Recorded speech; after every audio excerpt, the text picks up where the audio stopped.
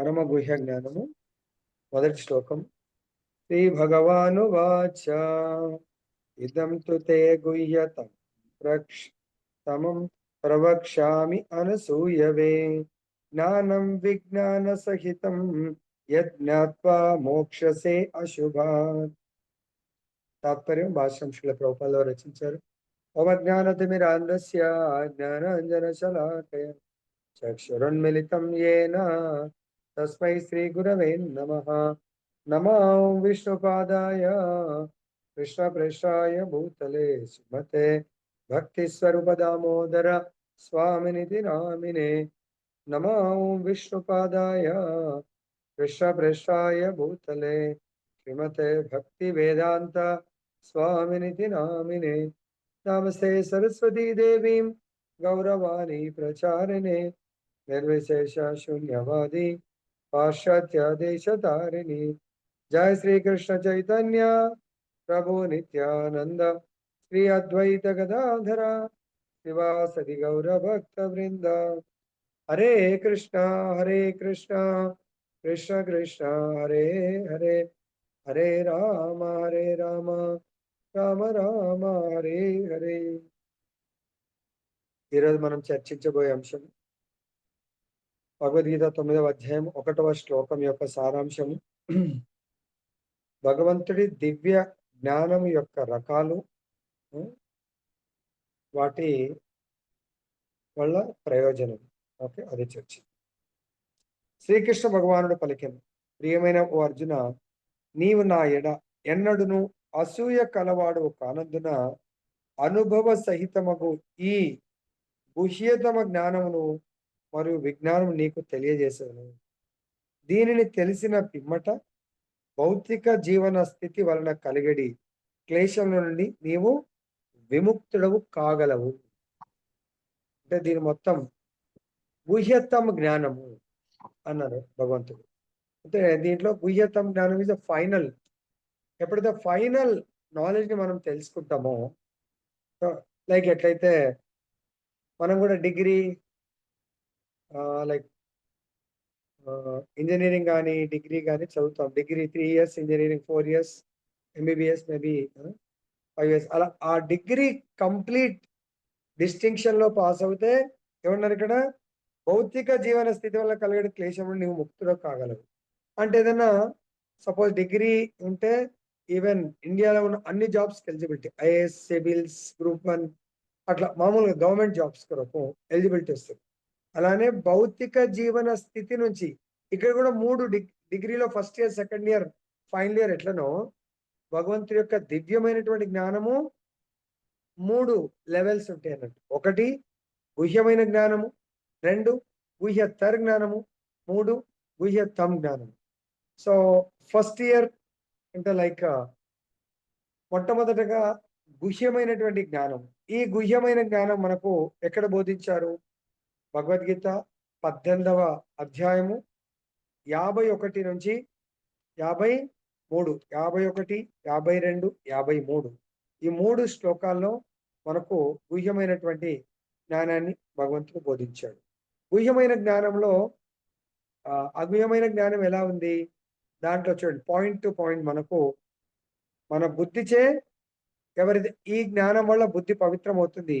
ఎప్పుడైతే ఈ బుద్ధి పవిత్రమైనప్పుడు రాగద్వేషముల నుండి విడిపడతాం మనం. రాగద్వేషములు ఏంటి? రాగద్వేషం అంటే ఒకరి పట్ల ఆసక్తి. మనం చాలా ఆసక్తి అంటే వాళ్ళని ప్రేమిస్తాము. ఎప్పుడైతే మనకు అనుకూలంగా ఉన్నప్పుడు ప్రేమిస్తాము, మనకు ప్రతికూలమైనప్పుడు ద్వేషిస్తాం. రాగ ద్వేషం. ఒకరిని మనకు పొద్దున కూడా వచ్చింది అనుకుంటా, ఒకరిని లేకపోతే రేపని వస్తుంది, రేపు కూడా ఒకరిని అతిగా ఈ దేహపరంగా దేహాత్మ బుద్ధితో ప్రేమించొద్దు. ఎప్పుడైతే దేహంతో ప్రేమిస్తామో ఆ దేహాన్ని, అప్పుడు ఆ దేహం మనకు విరుద్ధంగా ఏదైనా మాట్లాడినా, చేతలు చేసిన మనసా వాచ కర్మన చేస్తే వాళ్ళని ద్వేషిస్తాం. కాబట్టి దేహాన్ని ప్రేమించొద్దు, దేహాన్ని ద్వేషించొద్దు. ఆత్మస్వరూపంలో అయితే ఎవరిని మనం ప్రేమించము, ఎవరిని ద్వేషించము. ఎందుకంటే మనం ప్రేమించేది భగవంతుని. ఎప్పుడైతే భగవంతుని ప్రేమిస్తామో ద్వేషం అనేది ఉండదు. ఎప్పుడైతే మనము మన బుద్ధి పవిత్రమైంది, రాగద్వేషాల నుంచి విడిపడతామో, ఇంద్రియార్థాలను త్యజిస్తాము. ఇంద్రియాల యొక్క కోరికలను త్యజిస్తాము. ఎప్పుడైతే మనము ఇంద్రియార్థాలను త్యజిస్తామో, మన మనస్సు దృఢ నిశ్చయం ఎవరిపైన? భగవంతుడి పైన. ఏకాంత ప్రదేశమున వసించువాడును. ఏకాంత ప్రదేశం అని ఇంతకుముందు కూడా చెప్పడం జరిగింది. 10 మందిలో ఉన్నా గూడా మనం 10 మందితో అంటి ముట్టనట్టుగా, ఎవరితో సంబంధం లేనట్టుగా, అంటే హిమాలయాస్‌లో వెళ్ళి అక్కడ వెళ్లి తపస్సు చేయడం అని గాదు. ఇక్కడ ఉన్న భౌతికంగా మనం ఎటువంటి సంబంధాలతో ఉండం. కేవలం ఆధ్యాత్మిక సంబంధంలోనే ఉంటాం మనము. ఏకాంతమున వసించువాడును. మితహార మితహారంను కలిగిన వాడును. ఆహారం మనకైతే ఈ శరీరాన్ని పోషించుకోవడానికి కావాల్సినటువంటి మహాప్రసాదం మాత్రమే. ప్రసాదం అన్నప్పుడు మితం. అప్రసాదం దేహం అంటే ఎంతన్నా తింటా ఉంటుంది. కాబట్టి మితాహారము, మనోవాక్కాయములను నిగ్రహించిన వాడును. మనస్సు, వాక్కు, తర్వాత కర్మలను నిగ్రహించిన వాడును. నిత్యము సమాధి స్థితి అందున్నవాడును. అనాసక్తుడును. అనాసక్తుడంటే భౌతికం పట్ల, దయచేసి గుర్తుపెట్టుకొని, చాలా సార్లు మనం వింటున్నాము. చాలా తప్పులు మళ్ళీ మళ్ళీ ఇంత చెప్పినా మళ్ళీ తప్పులు చేస్తా ఉన్నాం. అనాసక్తుడు. ద్వేషము అన్నాడు. ఈవెన్ మనం ఆధ్యాత్మికంలో ఇతరులను ద్వేషిస్తున్నాం. అలా చేయకండి. ఓకే. మనం కోరుకున్నట్టుగా వాళ్ళు యాక్ట్ చేయకపోవచ్చు. No problem. మన కెపాసిటీ ఉందా ఇతరులను ద్వేషించడము, ఇతరులను పాయింట్ ఔట్ చేయడము? So it is none of our business. మన బిజినెస్ కేవలం ఆచార్యులు చెప్తున్నారు, నీకు వీలైతే ఇతరులను మోటివేట్ చేయండి, ఇతరులను ప్రమోట్ చేయండి, ఇతరులను భక్తి పట్ల, ఇతరులను సాధు సంఘం పట్ల, ఇతరులను నామం చేయడం పట్ల, ఇతరులను స్వాధ్యాయం పట్ల మోటివేట్ చేయడమే నీ యొక్క ధర్మము. సపోజ్ ఆ మోటివేట్ చేయడంలో నీకు రాగం ఉందనుకోండి వాళ్ళ పట్ల, రాగం అంటే వాళ్ళ పట్ల నేను చాలా సేవ చేస్తున్నా వీళ్ళ కొరకు, వాళ్ళ ప్రతిస్పందన లేదు, నేను చేస్తున్నాను అనుకుని ద్వేషిస్తాం వాళ్ళు. వీళ్ళు వేస్ట్ ఎంత చెప్పినా కూడా. అటువంటి ద్వేషాన్ని మనము విడనాడాలి. ఎప్పుడవుతుంది? అనాసక్తులం. వాళ్ళ పట్ల పర్సనల్ ఆసక్తి ఉండకూడదు. వాళ్ళ పట్ల ఆధ్యాత్మిక ఆసక్తే. వాళ్ళు ఓకే. మన ధర్మం ప్రభుపాద చెప్తారు. నా ధర్మము ప్రభుపాద ఏమంటారు? నేను మీకు గైడ్ చేయగలుగుతాను. I cannot force you. So నేను కూడా మీ అందరికి కూడా అదే చెప్తున్నాను. దయచేసి మీరు ఒకవేళ గైడ్‌లైన్స్ కావాలంటే యూ టేక్. ఈ లెక్చర్‌లోనే ఓకే. మనకు ఏదన్నా అంటే నాకు ఉత్సాహాన్ని ఇచ్చే విధంగా ప్రవచనం ఉంది. అదెవరు? So it is not mine. ఇది భగవంతుడు ఏం చెప్తున్నాడో అదే మీకు రిపీట్ చేస్తున్నాను. దాన్ని మాత్రమే తీసుకోండి. యెస్, అనాసక్తి. ప్రభుజీ చెప్తున్నారు. అనాసక్తి అంటే భౌతికం మనందరికీ ఎన్నో ఉంటాయి. భౌతికమైనటువంటి ఈ దేహ సంబంధం, ఈ ఇల్లు ఉందంటే ఇంటికి సంబంధించిన పని ఉంటుంది. ఈ దేహకి సంబంధించినటువంటి చుట్టాలు, బంధువులు నాతో వాళ్ళు ఉంటారు. వాళ్ళ యొక్క నేను as a father, as a husband, ఇంకా ముఖ్యంగా ఫాదర్, హస్బెండ్ ఆ యొక్క బాధ్యతలు నిర్వర్తించాలా. అట్లా అని కేవలం నా యొక్క తండ్రి డ్యూటీ అంటే భౌతికంగా వాళ్ళకి కావాల్సిన ఫెసిలిటీస్‌ని తండ్రి డ్యూటీ, భర్త డ్యూటీ మాత్రమే చేస్తే, మరి నా ఈ తండ్రి, భర్త డ్యూటీ ఎవరు చేస్తున్నారు? ఈ దేహం చేస్తుంది. మరి ఇదే దేహముతో సపోజ్ ఎగ్జాంపుల్ నాకు కారు ఉందనుకోని, నా వైఫ్ ఎక్కడో జాబ్ చేస్తుంది. ఆమెను డ్రాప్ చేసి వస్తా. పిల్లలు ఎక్కడో కాలేజ్‌కి వెళ్తారు. వాళ్ళని డ్రాప్ చేస్తా. మరి అదే కారు మరి నేను కూడా ట్రావెల్ చేయడానికి ఉపయోగపడాలి గదా! మళ్ళీ ఆ కారు ఇంటి దగ్గర పెట్టేసి నేను నడుచుకుంటా పోతే దేర్ ఈస్ నో మీనింగ్. నా కొరకు కూడా పనికి రావాలి ఆ కారు. అదే విధంగా ఈ దేహము నా వైఫ్ కొరకు చేస్తుంది. నా పిల్లల కొరకు చేస్తుంది. నేను అనే ఆత్మ కొరకు చేయకపోతే సో ఆత్మ ఏమవుతుంది? దయచేసి పతనం చెందుతుంది. ఈ దేహము ఆత్మని ఈ భవసాగరంలో ముంచేస్తుంది. ఎందుకు? వాళ్ళని కూడా నేను కేవలం భౌతికం పట్ల ప్రమోట్ చేస్తున్నాను. ఆధ్యాత్మికం పట్ల ఏం లేదనుకోండి, వేస్ట్. సపోజ్ ఇదే వాళ్ళు కాలేజ్‌కి వెళ్తున్నారు. ఓకే. డ్రాప్ చేయాలా? సేమ్ మండే టు సాటర్‌డే కాలేజ్‌కు ఓకే. కానీ సండే రోజు మాత్రం మస్ట్ టెంపుల్. ఇక్కడ ఆసక్తి, నా బాధ్యత తండ్రిగా Monday to Saturday no problem. Sunday రోజు నా అనాసక్తి. ఆ రోజు కూడా వాళ్ళు చెప్పొచ్చు, మా ఫ్రెండ్స్ దగ్గరికి వెళ్తాం, అక్కడ వెళ్తాం, ఇక్కడ వెళ్తాం, భౌతిక అక్కడ కూడా డ్రాప్ చేసినా లేకుండా కార్యం నో. Sunday must. భౌతిక అనాసక్తి, ఆధ్యాత్మిక ఆసక్తి మస్ట్. దట్ ఈస్ నేను అనే ఆత్మ యొక్క డ్యూటీ. సో అది చేయకపోతే మనము అనాసక్తులం, ఆధ్యాత్మికం పట్ల అనాసక్తి వస్తున్నట్టు. తర్వాత మిథ్య అహంకారము, మిథ్య గర్వము, దురభిమానము, కామము, క్రోధముల నుండి, విషయ వస్తు స్వీకారము అనువాని నుండి విడువడిన వాడును, మమత్వ దూరుడును, శాంతిమయుడును అగు మానవుడు నిశ్చయముగా ఆత్మానుభూతి స్థితికి ఉద్ధరింపగలడు. ఇక్కడనేమో భగవంతుడి గుహ్యమైన జ్ఞానము ఆత్మానుభూతి, నేను ఆత్మను అనే స్థితికి తీసుకెళ్తుంది, ఫస్ట్ స్టెప్. రెండవది గుహ్యతర్ జ్ఞానము నన్ను బ్రహ్మభూత స్థితికి, నేను ఆత్మను అని నేను ఫీల్ అవుతూ, తర్వాత ఆత్మ అండ్ బ్రహ్మభూత స్థితి వన్ అండ్ ద సేమ్. అక్కడి నుంచి ప్రమోట్, ఎప్పుడైతే మనం ఆత్మానుభూతి లేదా బ్రహ్మభూత స్థితి ఫిక్స్ అయ్యామో, స్థిరుడైనమో, అక్కడి నుంచి గుహ్యతర్ జ్ఞానము పరబ్రహ్మానుభూతి, నా యొక్క సంబంధము పరబ్రహ్మతో మాత్రమే ఉంది. పరబ్రహ్మానుభూతి అంటే నా యొక్క యజమాని, సో భోక్త, నా యొక్క మిత్రుడు, ఇవన్నీ కూడా భగవంతుడి తప్ప ఈ సృష్టిలా ఎవరూ లేరు. పరబ్రహ్మానుభూతి పొంది అప్పుడు మనం ప్రసన్నం కాగలుగుతాము. దాని తర్వాత పరబ్రహ్మం తర్వాత మనకు గుహ్యత్తం జ్ఞానము. అక్కడ జ్ఞానం విజ్ఞానం అంటుండు భగవంతుడు. ఇక్కడ జ్ఞానమును మరియు విజ్ఞానము, ఈ రెండు జ్ఞానం వచ్చింది. విజ్ఞానము మీ అందరికి ఆల్రెడీ చెప్పడం జరిగింది. ఎక్కడ ప్రారంభమవుతుంది విజ్ఞానం? మనకు 18.64 లో మనకు చాలా డీటెయిల్ గా ఇవ్వడం జరిగింది.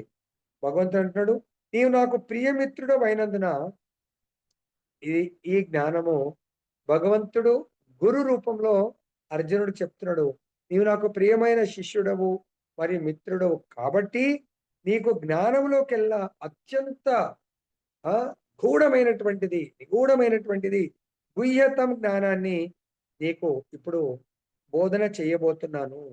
ఏంటది? ఇదేమో జ్ఞానాల్లోకెల్లా ఇంకా కింగ్ ఆఫ్ ద నాలెడ్జ్, దాన్ని మించి ఇంకేమీ లేదు. సో మనకు హిమాలయాస్ లో ఎవరెస్ట్ శిఖరం ఎట్లనో, ఇక్కడ భగవంతుడు గుహ్యతం జ్ఞానము. ఆ జ్ఞానం ఎక్కడ ప్రారంభమైంది? 65వ శ్లోకంలో చెప్తున్నారు, మన్మనా భవ మద్భక్తో మధ్యాజీ మాం నమస్కురు మామే వైశ్యసి సత్యం తే ప్రతిజానే ప్రియోసిమి. భగవంతుడు దీంట్లో కొన్ని ప్రిన్సిపల్స్ చెప్తారు, ఫైనల్ ఇన్స్ట్రక్షన్స్ లాగా. ఏంటవి? సర్వదా నన్ను గూర్చియే చింతించుము, అన్యము కాదు, ఇంకా కేవలం భగవంతుడు అంటే కృష్ణ భగవానుడి గురించి చింతించము. ఇది గుహ్యమైన జ్ఞానం, గుహ్యతం జ్ఞానము. రెండు, ఎవరికైనా భక్తుడైనా పర్వాలేదు అనట్లేదు, నాకు భక్తుడు బాబు చూయించి నాకు భక్తుడు బాబు. మూడు, నన్ను అర్చింపము, కేవలము భగవంతుని మాత్రమే అర్చింపాలి.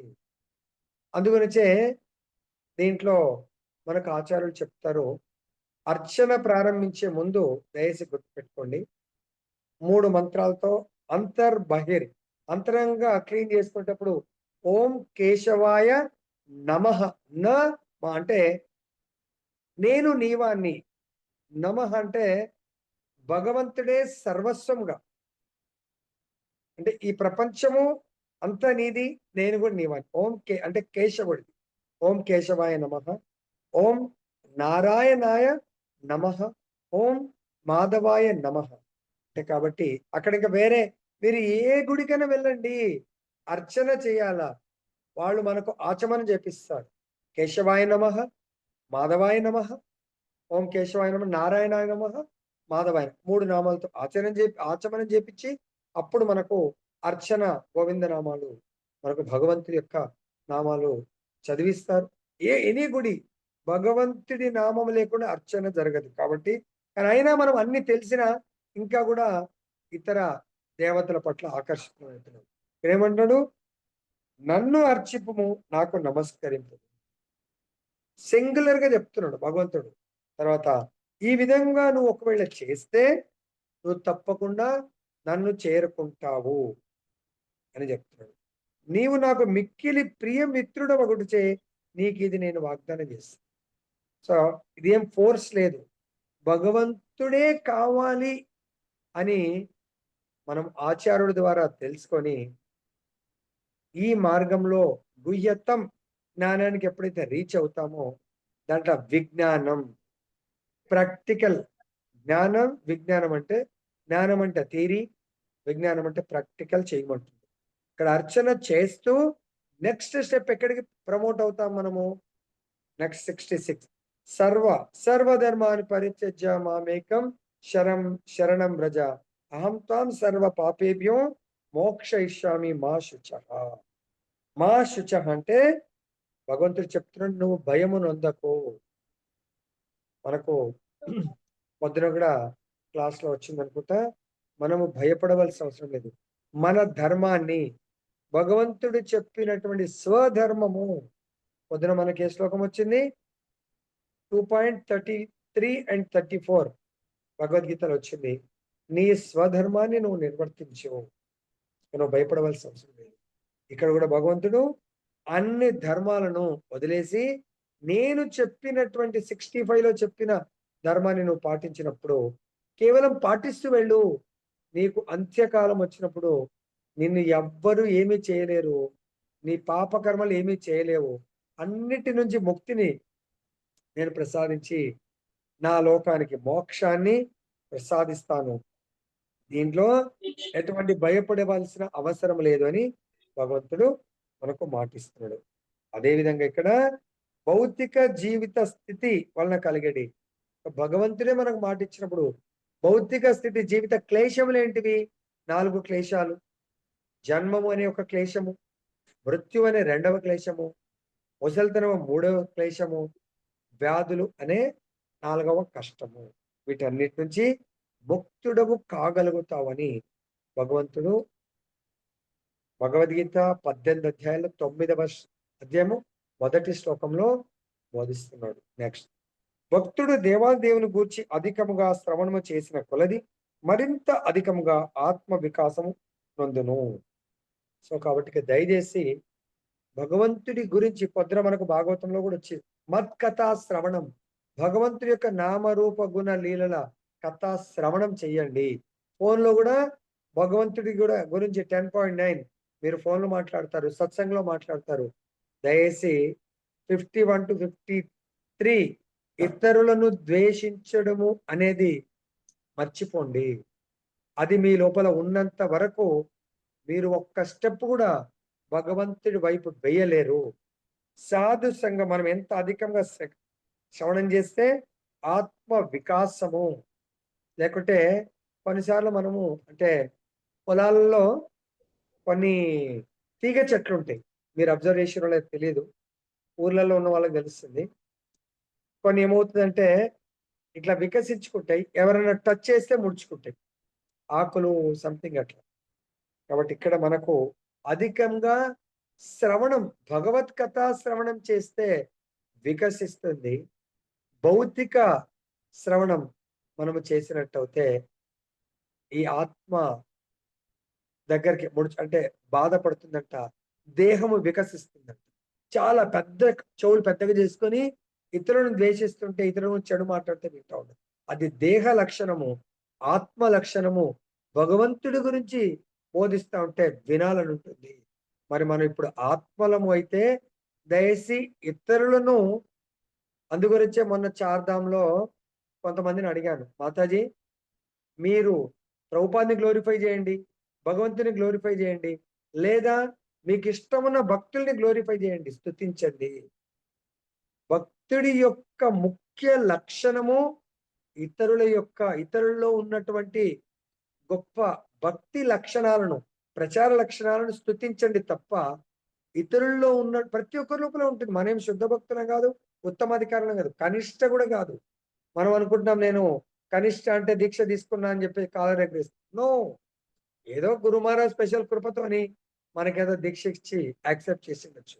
కానీ ఆ దీక్షకు ఎప్పుడు సార్థకత ప్రయోజనము మన లోపల ఈ అన్ని గుణాలు డౌన్లోడ్ అయినప్పుడు. మొబైల్ ఎవరిదైనా సెకండ్ హ్యాండ్ మొబైల్ కొంటాం అనుకోరి, మొత్తం వైరస్తో మొబైల్ ఇచ్చాడు, ఏదో ఆన్ చేసి ఇచ్చాడు, మనం ఏదో డౌన్లోడ్ చేయకపోతే ఒక్క యాప్ కూడా డౌన్లోడ్ అవ్వట్లేదు అనుకోండి, ఏం లాభం అండి? అటువంటి మొబైల్ మనకు ఉన్నా లాభం లేదు, అటువంటి ల్యాప్టాప్ ఉన్నా లాభం లేదు. ఎందుకు? వైరస్తో కూడుకున్న ల్యాప్టాప్ ఎందుకు, మొబైల్ ఎందుకు? అదేవిధంగా దయచేసి వైరస్ ని తొలగించుకోవడానికి మనం భగవద్గీత శ్రవణం చేసుకోవాలి. ఇట్టి శ్రవణ విధానము శ్రీమద్ భాగవతం నందు ఈ విధంగా ప్రశంసింపబడింది. దేవాది దేవుని సందేశములు పరమ శక్తివంతములు. భగవత్ సంబంధిత విషయములను భక్తుల సాంగత్యంలో చర్చించినచో అవి అనుభూతికి వచ్చును. చూడండి, మనమైతే సెలెక్ట్ చేసుకోలేదు. నిన్న ఈవినింగ్ భగవత్ ప్రాప్తి 8వ అధ్యాయము లాస్ట్ శ్లోక 2 శ్లోకాల్లో కూడా మనకేమొచ్చింది? భక్తుల సాంగత్యంలో భగవంతుడి చర్చించండి, భగవంతుడి గుణగణాలని చర్చించండి.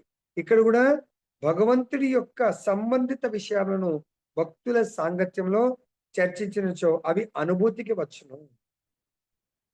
సో కాబట్టి భగవంతుని ఎలా మనం సేవించాలా, లైక్ భగవంతుడి యొక్క ఆరతి ఉంది, భగవత్ ప్రసాదం వడ్డించడము, భగవంతుడి యొక్క నామరూప గుణ లీలల కీర్తనము, ప్రవచనము, తర్వాత స్వాధ్యాయనము, తర్వాత డ్యాన్స్ చేయటము, ఇవన్నీ కూడా భక్తుల సంఘంలో మాత్రమే మనం చేయగలుగుతాము.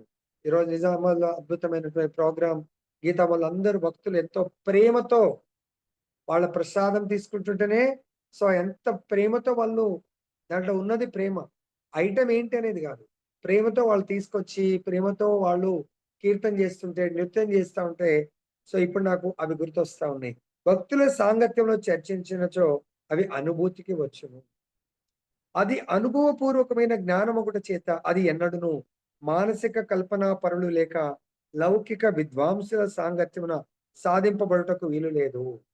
దయచేసి గుర్తు పెట్టుకోండి, కల్పనా పరులు లౌకిక విద్వాంసుల సాంగత్యమున, కొంతమంది చాలా పాండిత్యం ఉండొచ్చు, చాలా కోకిల రాగం ఉండొచ్చు, వాళ్ళ లోపల ప్యూరిటీ లేదు, అటువంటి దికావట్ భక్తులు వాళ్ళు కూడా చాలా మంచి భక్తులు, తిలకము డ్రెస్సింగ్ కూడా చాలా బ్రహ్మాండమైన డ్రెస్, ఎక్స్టర్నల్ అపీరియన్స్ బాగుండొచ్చు, కానీ చైతన్య మహాప్రభు చెప్తారు, if they are show of devotees, you take their సాంగత్యం, వాళ్ళు విష తుల్యంతో సమానం. ఎందుకు?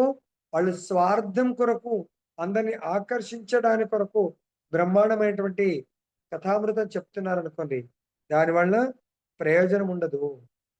దయచేసి ఆలోచించుకోండి, ఎవరి సాంగత్యం తీసుకోవాలా, ఎవరి సాంగత్యం తీసుకోకూడదు. మనము ప్రతి ప్రవచనం అయిపోయిన తర్వాత దాంట్లోంచి సారము కొంచెమన్నా గ్రహించామా అంటే, ఎస్, ఆయన ద్వారా నాకు చాలా ఉపయోగకరంగా ఉంది. ఆయన ఎలానా ఉండని మనకు ఒకానొక రోజు జ్ఞానం విజ్ఞానం, నేను ఈరోజు ఈ స్థితిలో ఉన్నాను అంటే ఫలానా గీతా జ్ఞానం, భాగవత జ్ఞానం ఎలా వచ్చింది? భగవంతుడి యొక్క ప్రతినిధి, ఏ ప్రతినిధి ద్వారా వచ్చిందో ఆయనని రికాగ్నైజ్ చేయడం నేర్చుకోండి, అప్పుడే నిజమైనటువంటి ప్రోగ్రెస్ జరుగుతుంది. నెక్స్ట్, భక్తులు సదా శ్రీకృష్ణ భగవాను సేవ యందు నెలకొని ఉందరు. భక్తులు ఎప్పుడు కూడా అన్య దేవతల సేవ యందు నెలకొనరు, కేవలం కృష్ణ భగవానుడు. ఇది దివ్యమైనటువంటి జ్ఞానం, ఇది చాలా ఇంపార్టెంట్. మరి కొత్త భక్తులు కొంచెం కన్ఫ్యూజ్ అవ్వచ్చు, పర్వాలేదు, కేవలం వింటా ఉండండి. మీరు ఇతర దేవతలను పూజ చేస్తుండొచ్చు, నో ప్రాబ్లం, కానీ మీరు ఒకేసారి ఏంది కృష్ణ కృష్ణ అంటున్నాడు ప్రభుజీ అని చెప్పొచ్చు. కృష్ణుడు చెప్పాడు కాబట్టి కృష్ణుడు వస్తుంది, అర్థమైందా? దాంట్లో కూడా భగవంతుడు ఏమంటున్నాడు, మనకు సపోజ్ ఎగ్జాంపుల్, మన క్లోజ్ ఫ్రెండ్ వాళ్ళ కాలేజ్ ఉండొచ్చు, ఇంజనీరింగ్ కాలేజ్ ఉండొచ్చు. ప్రభుజీ మ్యూట్ చేయండి please. ప్రభుజీ అందరిని మ్యూట్ చేయండి ప్రభుజీ.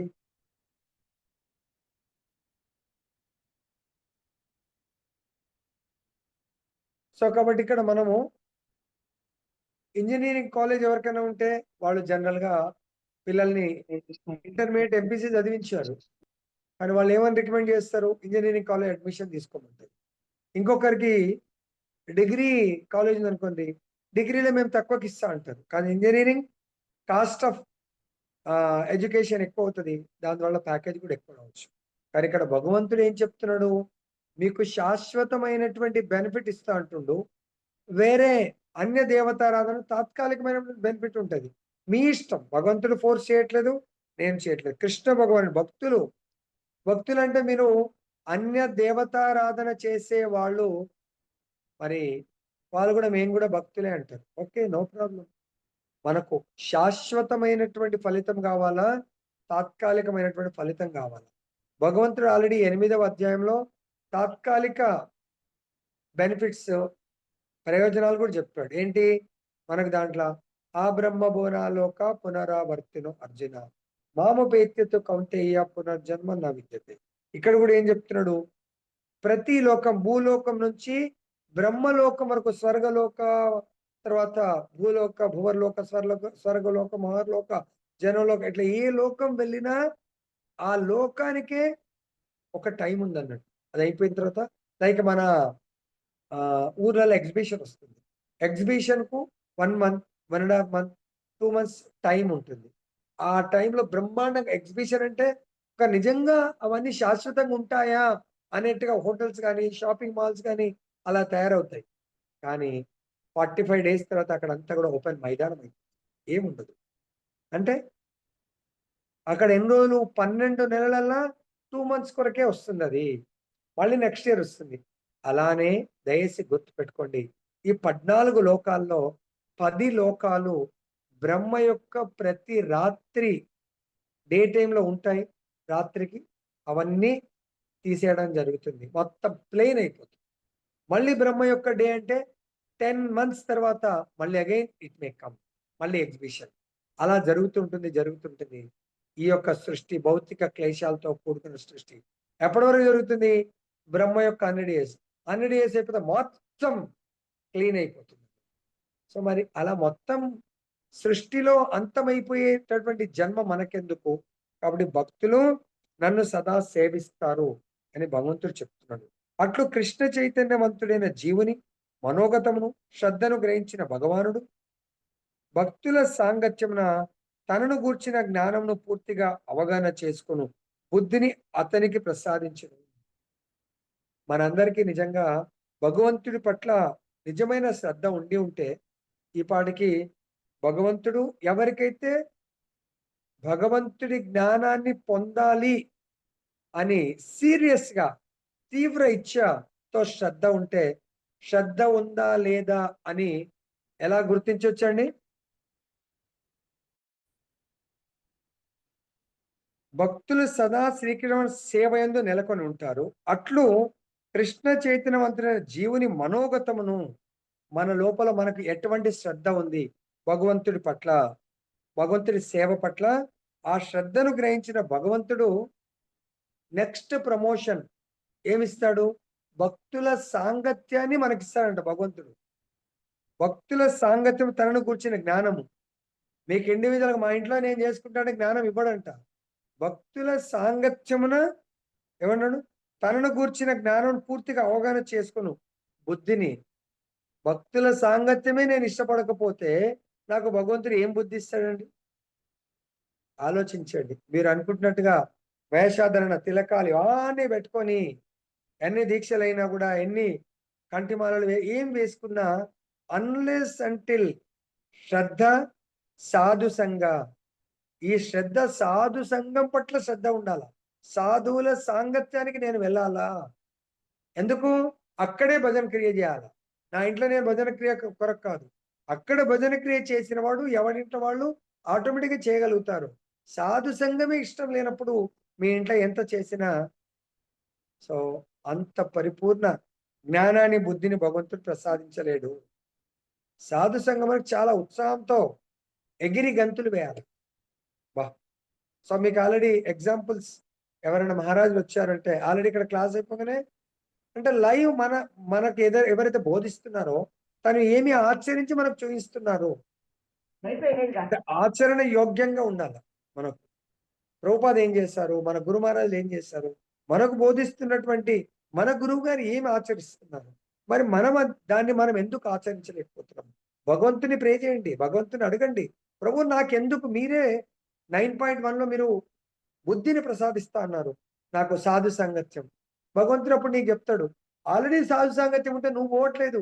నేనేం చేయగలుగుతాను అని భగవంతుడు నీకు సమాధానం ఇస్తాడు. ఓకే. శ్రీకృష్ణుని గురించి చర్చ అత్యంత శక్తివంతమైనది. మానవుడు అట్టి సాంగత్య భాగ్యమును పొంది ఈ జ్ఞానమును అవగతం చేసుకున్నటకు ప్రయత్నించినచో తప్పక ఆధ్యాత్మిక అనుభూతి పొందగలడు. దయచేసి ఆధ్యాత్మిక అనుభూతి పొందాలంటే మనము భక్తుల సాంగత్యము మస్ట్. లేకుంటే ప్రోగ్రెస్. ఇప్పుడు చూడండి, పిల్లలకు స్కూల్లో జాయిన్ చేయకముందు కూడా తల్లిదండ్రులు నేర్పిస్తారు. సెకండ్ ఇయర్, థర్డ్ ఇయర్ స్కూల్లో జాయిన్ చేసిన తర్వాత వాళ్ళ గ్రాస్పింగ్, తర్వాత వాళ్ళ యొక్క ప్రోగ్రెస్ ఎలా ఉంటుంది, మన ఇంటి దగ్గర నేర్చుకునే ప్రోగ్రెస్ ఎలా ఉంటుంది. సో కాబట్టి ఆలోచించండి. మనం కూడా భక్తుల సాధు సంఘం అంటే అక్కడ మనం కూడా నేర్చుకోవడానికి వెళ్తుంది. భక్తి కోర్సుని మనము నేర్చుకోవడానికి వెళ్తున్నాం. అక్కడ మనం ఏం చేయాలా? మనకింత జ్ఞానం ఉంది. మరి మన పిల్లలు సరే మన ఇంట్లో మనం నేర్పించలేకపోతున్నాము. మనందరం భక్తులం కలిసి ఒక్కొక్కళ్ళకి ఒక కళ ఉంది. అక్కడ ఏం చేయాలి మనము? శ్రీకృష్ణ భగవాన్ తన శక్తివంతమైన సేవ యందు అర్జునుడు మరింత అధికంగా ఉన్నత స్థితి పొందినట్లుగా ప్రోత్సహించుటకై తాను ఇదివరకు వివరించిన విషయం కంటేను పరమ రహస్యమైన విషయములను ఈ నవమాధ్యాయమున వివరిస్తా ఉన్నారు. అక్కడ మనం జ్ఞానం ఆన్లైన్ నేర్చుకుంటున్నాము. విజ్ఞానం, సపోజ్ ఒకరికి కీర్తన వస్తుంది, ఒకరికి శ్లోక రిసైటేషన్ బాగా వస్తుంది, ఒకరికి ప్రసాదం మంచిగా ఉండడానికి వస్తుంది, ఒకరికి ఆరతి బాగా చేయడానికి వస్తుంది. సో ఒకరికి వివిధ రకాలైన మన దగ్గర కళలు ఉన్నాయి. మనం ఏం చేద్దాం? అందరం కలిసి భగవంతుడు అర్జునుడికి ఇంకా శక్తివంతమైన సేవను అర్జునుడు ఇష్టపడతాడు, చేస్తాడు. కాబట్టి ఇంకా ఉన్నతమైనటువంటి జ్ఞానం బోధించి దాంట్లో ప్రోత్సహించుటకు పరమ రహస్యమైంది. మరి మనందరం కూడా ఎవరికో కాదండి, మనందరం కలిసి సాధు సంఘంలో పిల్లల గ్రూప్ ఒక క్లాస్ పెట్టండి. తర్వాత మనం కూడా శ్లోక రిసైటేషన్ ఒక క్లాస్ పెట్టండి. ఈరోజు బ్రహ్మ సంహిత ఉంది, అందరూ ప్రాక్టీస్ చేయడం చాలా బాగా చదువుతున్నారు. అయినా ఇంకా కొంతమందికి రావట్లేదు. గ్రూప్ లాగా ఒక 2 అవర్స్ అనాసక్తి ఇంటి పర్మిషన్ తీసుకోండి, అత్తమామల పర్మిషన్ తీసుకోండి, భర్తల పర్మిషన్ తీసుకోండి. ప్రభు ఒక 2 గంటలు మీరు కూడా రండి. మంచిగా అక్కడ ఒక గ్రూప్ లాగా ఒక 10 నిమిషాలు ఆర్ ఒక 15 మినిట్స్ బ్రహ్మ సంహిత రిసైట్ చేయండి. ఒక 15 మినిట్స్ శ్లోక రిసైట్ చేయండి. పిల్లలతో సహా పిల్లలకు కూడా నేర్పించండి. తర్వాత ఇంకా కీర్తన, ఎవరికైనా కీర్తన వస్తే 1, 2 పాటల్ని మంచిగా దాన్ని నేర్చుకోవడానికి ప్రయత్నం చేయండి. దాంట్లో మనం ఇంకా కొంతమందికి ఆరతి రాదు, లెట్ అస్ లెర్న్ ఆరతి. తర్వాత ప్రవచనము మనం ఒకరు చెప్తే 4 చతుర్ కుమారులు, ఒకరు చెప్తే 3 వింటా ఉంటారు. సో ఆ విధంగా మనం అన్ని వివిధ రకాలైనటువంటి భగవత్ సేవా కార్యక్రమాలని మనం ఆర్గనైజ్ చేయొచ్చు. పెద్ద ఇది కాదు, ఉన్నాం 10 మంది, ఓకే 10 మంది కూడా కలిపి ఒక్కొక్క యాక్టివిటీని చేద్దాం మనం. సాధు సంఘం అంటే అదే. సాధు సంఘంలో భగవంతుడి యొక్క వివిధ రకాలైనటువంటి జ్ఞానాలను మనము ట్రైనింగ్ అవ్వటము. నేను మొదటగా 2004లో ఇదే హ్యాబిట్స్ టెంపుల్లో ఓన్లీ 4 గ్రూప్స్ ఉండే.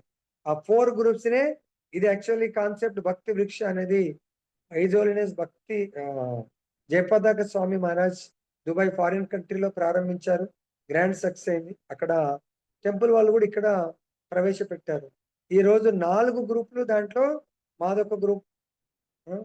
దాని తర్వాత ఒక 1 ఇయర్ తర్వాత 4 గ్రూపులు కలిసి 16 అయినాయి. అప్పుడు 16ని 4 సెక్టర్స్ లాగా చేశారు. ఒక్కొక్క సెక్టర్‌లో 4 గ్రూపులు, 4 సెక్టర్స్, 4 మా భక్తి వృక్ష లీడర్, సెక్టర్ లీడర్ అయిపోతే ఆ రోజు చాలా బాధపడ్డాను. ప్రభుజీ మీరు ఇంకా మాకు రోజు క్లాస్ చెప్పరా? ప్రతి సండే అందరం ఇంకా ఎట్లయితే ఒక ట్రాన్స్‌ఫర్ అయిపోతే ఎలా మనం ఒక మంచి ఆఫీసర్ ట్రాన్స్‌ఫర్ అయిపోతే బాధతో ఆయనకు వీడ్కోలు చెప్తాము, అట్లా ఆ రోజు ఆయన ఒక 1 అవర్, 1 ½ అవర్ అట్లా లేదు నేను ఎక్కడికెళ్తున్నా, ఎక్కడికి వెళ్ళట్లేదు. మీతో ఎంతైనా మీరు ఉండరు కదా ప్రభుజీ. ఎవరో ఒకరి ఆ 4 మమ్మల్ని అందరిని డివైడ్ చేసి మీ పలానోళ్ళు పలానా గ్రూప్‌లో ఫలానా గ్రూప్‌లో జాయిన్ చేశారు. చాలా బాధపడ్డాను. కేవలం 4 గ్రూపులండి. ఒక్కొక్క గ్రూప్‌లో అప్పుడు ఉండింది నేననుకుంటా ఒక 15 మంది, 60 మందిని. ఈరోజు ఎంతమందున్నారండి? నాకు తెలిసి మోర్ థాన్ 1000 ఉన్నారనుకుంటా బహుశా. పిల్లలందరిని కలిపి చిన్న పిల్లలకు ఒక మాట చెప్పారు. మా పిల్లలందరికీ 2004 అంటే వాళ్ళు అప్పుడే బర్త్ కాబట్టి 5, 6లో వీళ్ళు జాయిన్ అయ్యారు. మాది ఫస్ట్ గ్రూప్ మాత్రం 2004. మాకు కూడా ఎగ్జామ్స్ ఉండేవి. ఎవ్రీ ఆ! దాంట్లో అడ్మిషన్‌కి ఎగ్జామ్స్ ఉండేవి. కాబట్టి ఆలోచించండి మనం చాలు అక్కడ 60 మంది ఒక్కొక్క గ్రూప్‌లో 15 x 60 మందితో ప్రారంభిస్తే ఈరోజు 20 సంవత్సరాల్లో వేల మంది అయిండ్రు. అదెట్లా? అందరం అంత ఆసక్తి, ఉత్సాహం ప్రతి సేవ అంటే అది భగవంతుడిచ్చిన ఆదేశంగా పాటించి అంత చాలా నిష్టగా చేస్తాం. మనం కూడా అట్లా తీసుకోవాలా చాలు సీరియస్‌గా. ఓకే. భగవద్గీత ఆరంభమునందలి ప్రథమాధ్యాయము దాదాపు మిగిలిన గ్రంథమునంతటికిని ఉపోద్ఘాతం వంటిది కాగా, ద్వితీయ మరియు తృతీయ అధ్యాయములందలి వివరింపబడిన ఆధ్యాత్మిక జ్ఞానము గుహ్యమైనటువంటి జ్ఞానము. ప్రథమాధ్యాయం ఇది ఉపోద్ఘాతం లాంటిది. ఆల్రెడీ ఉపోద్ఘాతం ఉంటది ప్రథమాధ్యాయము. ఈ భగవద్గీత బోధించడానికి కారణం ఆ యుద్ధ వాతావరణాన్ని వివరిస్తారు. రెండవది 2 అయిన 3 గుహ్యమైనటువంటి జ్ఞానం. అంటే ఆత్మ జ్ఞానం. దాంట్లో రెండవ అధ్యాయంలో దాదాపు మనకు ఆత్మ యొక్క స్థితిగతులు, ఆత్మ పొజిషను. మూడవ దాంట్లో కర్మ. ఆత్మ ఈ దేహంతో చేయవలసినటువంటి కర్మల గురించి మనకు బోధించడం జరిగింది. సప్తమ, అష్టమ అధ్యాయములందు చర్చింపబడిన విషయములు ప్రత్యేకించి భక్తియుక్త సేవ గురించి అంటే భక్తి యోగం ప్రారంభమైంది మనకు. అప్ టు 6 చాప్టర్స్ వరకు కర్మ జ్ఞానము, కృష్ణ చైతన్య కర్మ, తర్వాత ధ్యానము. ఓకే. తర్వాత 7వ అధ్యాయంలో భగవంతుడి యొక్క భక్తి యోగము. ఎందుకు భక్తి యోగం చేయాలి అనేది అంటే భగవంతుడి గురించి కొంచెం వివరణ ఇచ్చారు. మన స్థితి ఏంటి అనేది. తర్వాత అలా భగవంతుడు మనకు ఏం ప్రసాదిస్తాడు? లేకపోతే భగవంతుని మనము సేవించడం వల్ల భగవంతుని ఎందుకు సేవించాలనేది 7వ చాప్టర్‌లో చెప్పి, 8వ చాప్టర్‌లో భగవంతుని ఎలా పొందాలి అనేది మనకు చెప్పడం జరిగింది. అది గుహ్యతర జ్ఞానము. కానీ నవమాధ్యమున వివరింపబడిన విషయములు శుద్ధ భక్తికి సంబంధించినవైనందున గుహ్య తమ జ్ఞానము. కాబట్టి మనం ఇప్పుడు గుహ్యమైన జ్ఞానము, గుహ్య తర జ్ఞానాన్ని మనము ఓవర్‌కమ్ చేశాము. గుహ్యతం జ్ఞానము ప్రభుజీ దీంట్లో మీరు ఇందాక 18 పాయింట్ అనొచ్చు. 18.65లో ఏమైతే గుహ్యతం జ్ఞానం చెప్పారో 9.34 సేమ్ గుహ్యతం జ్ఞానము. కాబట్టి ప్రతి శ్లోకం చాలా ముఖ్యమైనది. ఇది చాలా శ్రద్ధగా అటెండ్ చేయండి. కానీ ఈ నవమాధ్యాయం వివరింపబడిన విషయములు శుద్ధ భక్తికి సంబంధించినవైనందున గుహ్యతమము అని పిలువబడింది. శ్రీకృష్ణ భగవాన్ని అట్టి గుహ్యతమ జ్ఞానం పొందినవాడు సహజంగా లోకాతీతుడగును. కనుక అతడు భౌతిక జగత్తునందును ఉన్నను భౌతిక క్లేశమును పొందడు. దేవాదేవునికి ప్రేమయుక్త సేవను హృదయపూర్వకంగా చేయదలిచిన వాడు భౌతిక జీవితం నందలి బద్ధ స్థితి అందున్నప్పటికీ అతని ముక్తినిగానే వలనని భక్తి రసాను సింధు చెప్పుచున్నది. అట్లే భగవద్గీత దశమాధ్యాయమునందు కూడా భక్తి మార్గమునందు నెలకొనిన వాడు ఉక్త పురుషుడని మనకు బోధించడం జరిగింది. ఈ భౌతిక క్లేశాల నుంచి జన్మ మృత్యు జరా వ్యాధి వీటి నుంచి ఎలా బయటపడాలి అనేది ఈ నవమాధ్యాయం ప్రతి శ్లోకం సీరియస్‌గా వింటే 100% మీరు ఈరోజు ఫస్ట్ శ్లోకం గదా! ప్రతి ఒక్కరు మళ్ళీ మళ్ళీ వీడియో రికార్డింగ్ మళ్ళీ వినండి. మీకు గ్యారంటీ ఇస్తున్నా నేను. 34వ శ్లోకం అయిపోయిన రోజు మీ అందరిని అడుగుతాను ప్రశ్నలు. మీరే చెప్తారు ప్రభుజీ ఫస్ట్ శ్లోకం అటెండ్ చేసిన రోజు నా యొక్క స్థితి, ఆలోచన ఇలా ఉండే. 34కొచ్చినప్పుడు నేను మేబీ మీరు కొంతమంది అన్య దేవతారాధన ఉండొచ్చు, బాబాల్ని పూజ చేయొచ్చు, ఏదైనా ఉండొచ్చు. నేనేమి క్రిటిసైజ్ చేయట్లేదు. ఈరోజు శ్రద్ధగా దీన్ని మళ్ళీ వినండి రికార్డింగ్. సెకండ్ శ్లోక మళ్ళీ వినండి. అట్లా 1కి 2 సార్లు వినాల. ఇది దయచేసి నా రిక్వెస్ట్. ఈ లైవ్‌లో కొన్ని పనులు చేసుకుంటూ వినొచ్చు. మళ్ళీ రికార్డింగ్ వినండి. అలా 1కి 2, 3 సార్లు విని 34వ శ్లోకం అంటే ప్రతి శ్లోకంని 2, 3 సార్లు విన్న తర్వాత నేను మీకు మాటిస్తున్న గ్యారంటీ మీరందరూ గుహ్యతం జ్ఞానం కేవలము కృష్ణ భగవానుడే నాకు సర్వస్వం అనే స్థితికి పొందకపోతే మీరు 10వ అధ్యాయం వినకండి. నేను మీకు మాటిస్తాను. ఇది ఒక్కటి కాదు 2, 3 సార్లు విన్న వాళ్ళకే అది. నెక్స్ట్ నవమాధ్యాయ ప్రథమ శ్లోకమునకు విశేష ప్రాధాన్యం కలదు. దీని అందలి ఇదం జ్ఞానం, ఈ జ్ఞానం అను పదము శ్రవణము, కీర్తనము, స్మరణము, పాదసేవనము, అర్చనము, వందనము, దాస్యము, సఖ్యం, ఆత్మ నివేదనములు అను నవవిధ కార్యములతో కూడిన శుద్ధ భక్తి యుక్త సేవను సూచిస్తుంది. ఈ భక్తియుక్త సేవ ఎందలి ఈ నవ విధానములను అభ్యసించడం ద్వారా మానవుడు ఆధ్యాత్మిక చైతన్యమునకు కృష్ణ చైతన్యం ఉద్ధరింపబడును. ఆ విధంగా హృదయము భౌతిక కాలుష్యం నుండి శుద్ధి పడినంతనే అతడు శ్రీకృష్ణునికి సంబంధించిన విజ్ఞానంను పూర్తిగా అవగాహన చేసుకునగలడు. వాస్తవమునకు జీవుడు భౌతిక అవస్థకు సంబంధించిన వాడు కాదనడని విషయమును గ్రహించుట మాత్రమే సరిపోదు. అది ఆధ్యాత్మిక అనుభూతికి ఆరంభము మాత్రమే. పిదప ప్రతి ఒక్కరూ దేవునికి సంబంధించిన కార్యకలాపములకు దేహాత్మ భావన తొలగిన వాని ఆధ్యాత్మిక కార్యకలాపములకు నడుమ గల భేదము చక్కగా గుర్తింపవలెను. కాబట్టి ఇక్కడ భగవంతుడు ఏం చెప్తున్నాడంటే దేహాత్మ భావన, తర్వాత ఆత్మానుభూతి, బ్రహ్మభూతి. అంటే నేను దేహము అని అనుకున్నవాడు భౌతికమైనటువంటి కార్యకలాపాల్లో ఉంటాడు. భౌతికమని అంటే ఇంతకుముందు మనం ఏదైతే ఈ దేహ సంబంధమైనటువంటి కోరికలను నెరవేర్చుకోవటము, అంటే మనకి ఏది తోస్తే అది వండుకొని తినటము, భగవంతుడి సంబంధం లేదు. కానీ దీంట్లో విన్న తర్వాత మనం కేవలము భగవంతుడికి నైవేద్యం పెట్టిందే తినగలుగుతాము. ఇతరులకు కూడా భగవంతుడి నైవేద్యం పెట్టిందే వడ్డించగలుగుతాము. నేను నా దేహములో ఉన్న ప్రతి అంగాన్ని, లైక్ ఎగ్జాంపుల్ టాప్ లో చూద్దాము.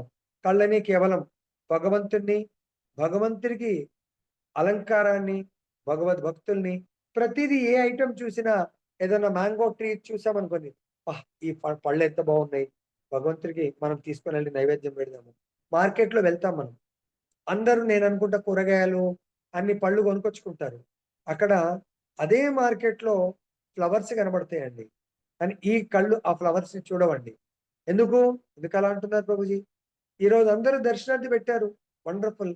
కానీ కొంతమంది మాత్రమే వాళ్ళ కళ్ళు ఫ్లవర్స్ ని చూశాయి. ఫ్లవర్స్ భగవంతుడికి సువాసన గల ఫ్లవర్స్ తో దండలు కుట్టారు. మరి ఆ ఫ్లవర్స్ తో భగవంతుడికి రోజ్ గాని, చామంతి గాని, మల్లె గాని ఇవన్నీ ఆఫర్ చేశారండి. మనం అదే మార్కెట్‌కి వెళ్ళి 200, 300 రూపాయల కూరగాయలు అవి కొనుక్కొచ్చుకుంటామండి. భగవంతుడికి ఒక 20, 30 రూపీస్ ఫ్లవర్స్ తీసుకొచ్చి మనం ఆఫర్ చేయలేమండి. అంటే మన భావం దేహాత్మ బుద్ధి, దేహాన్ని పోషించడానికి మంచి డ్రై ఫ్రూట్స్ అవి ఇవి, ఫ్యామిలీ పిల్లలకు మంచి బలమైనవి కావాలా? అరే భగవంతుడికి ఒకటి మంచి సువాసననిచ్చేటువంటి ఫ్లవర్స్ ని తీసుకురండి. ఎన్నోసార్లు చెప్తున్నాం. అంటే ఈ కళ్ళు మన ఇంట్లో భగవంతుడి యొక్క అలంకారం చూడగానే కళ్ళు ఆహా ఆనందాన్ని ఇవ్వాలి. ఈరోజు రామాలయం వెళ్ళాం. అక్కడ రామాలయంలో శ్రీకృష్ణ భగవానుని మహత్తరమైన శక్తిని గూర్చియు, అతని వివిధ మహత్వములను గూర్చియు, ఉన్నత న్యూన ప్రకృతుల గూర్చియు, మరియు సమస్త భౌతిక జగత్తుని గూర్చియు ఇదివరకే సప్తమ అధ్యాయమున చర్చించి ఉన్నాము. ఇప్పుడు ఈ నవమాధ్యాయమున ఆ భగవానుని వైభవములు చూడండి. ఈ అధ్యాయం భగవంతుడి వైభవం. మనం ఎన్నో మన స్పెషల్ గా మన యొక్క ఇస్కాన్ అంటేనే చాలా గార్జియస్ గా, చాలా అప్పులెంట్ గా, అంత ఖర్చు పెట్టమనట్లేదు. మన భావం అక్కడే తెలుస్తుంది. మనం భగవంతుని ఎలా అలంకరిస్తున్నాం భావం స్థితికి. అట్లీస్ట్ ఈ విధంగా భగవంతుడు మన ఇంట్లో గోపాల్ ఉన్నాడు. గోపాల్ని ప్రేమతో మన పిల్లలకి ఎలా ప్రేమతో బయట నుంచి తీసుకొచ్చి దేవుడు నైవేద్యం పెడతాం వల్ల తినండి అంటాం డ్రెస్సులు పిల్లలకు. మరి భగవంతుని కూడా ప్రేమతో అలంకరించండి, ప్రేమతో నైవేద్యం పెట్టండి. అప్పుడు మనం భగవత్ ప్రేమ స్థితికి ఎదుగుతాం. లేకుంటే ఎలా ఎదుగుతామండి? ఆలోచించండి. ఈ శ్లోకముని అనసూయమే అను సంస్కృత పదము కూడా మిక్కిలి ప్రధానమైనది. సాధారణంగా గీతా వ్యాఖ్యాతల మహా విద్వాంసులైనను దేవాదేవుడైన శ్రీకృష్ణుని పట్ల అసూయను కలిగి ఉందరు. జ్ఞానవంతులైన గొప్ప పండితులు కూడా భగవద్గీతకు అసమంజసమైన వ్యాఖ్యానం రచించుచుందరు. వారు శ్రీకృష్ణుని పట్ల అసూయను కలిగి ఉన్నందున వారి వ్యాఖ్యానములు వ్యర్థములై ఉండును. కేవలము భగవద్భక్తులచే రచింపబడినట్టి వ్యాఖ్యానములు మాత్రమే వాస్తవమునకు ప్రామాణికములైనవి. అసూయగ్రస్తుడైన వాడెవ్వడును భగవద్గీతను యథాతథంగా వివరింపలేడు మరియు శ్రీకృష్ణుని గూర్చిన పరిపూర్ణ జ్ఞానమును అందించుట గాని చేయలేడు. శ్రీకృష్ణుని గూర్చి ఎరుగకే విమర్శలు కావించువాడు నిశ్చయముగా మూర్ఖుడు కనుక అట్టి వ్యాఖ్యానములను జాగ్రత్తతో త్యజింపవలెను. శ్రీకృష్ణుని పరమ పవిత్రునిగాను దివ్య పురుషునిగాను దేవాది దేవునిగాను గ్రహింపగలిగిన వారికి ఈ అధ్యాయములు మిక్కిలి ప్రయోజనకరములు. దయచేసి ఈ యొక్క 9వ అధ్యాయము మిగతా 9, 10, 11, 12 కేవలము భగవంతుడి పట్ల మనకు సంపూర్ణ ఆసక్తి పెంచేటువంటి అధ్యాయాలు. మరి దయచేసి ప్రతి ఒక్కరు శ్రద్ధగా వినండి.